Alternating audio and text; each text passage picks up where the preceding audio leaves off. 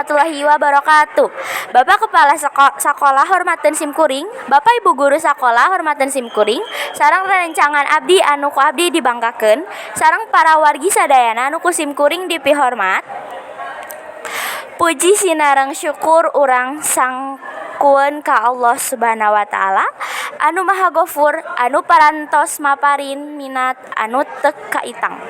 Shalawat sinareng salam urang sanggakeun ka junjungan Nabi besar Muhammad sallallahu alaihi wasallam anu parantos ngalungsurkeun cahya keimanan ka umatna. Pamugi urang sadaya kalebet umat anu kenging syafaatna di yaumil akhir engke. Dina kesempatan ieu simkuring bade ngadugikeun biantara singget ngeunaan begal geng motor anu palakuna seuseurna remaja ti mimiti SMP sareng SMA. Salah sahiji kasusna nyaeta aya di kota Tasikmalaya di daerah kawasan Cipedes. Seueurna palaku begal ngalakukeun kakerasan ka korban lantaran hayang nyandak harta benda sareng anu ku dibawa si korban. Salah sahijina si begal nyandak motor, terus si korban dianiaya ngagunakeun sajam atau senjata tajam mangrupa peso, celurit, bedog, jeung sajabana.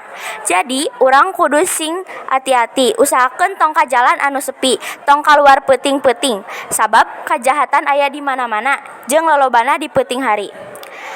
Sakitu nu tiasa abdi haturkeun kakurangana mohon dihapunten. Sagal kasampurnaan milik Allah Subhanahu wa taala.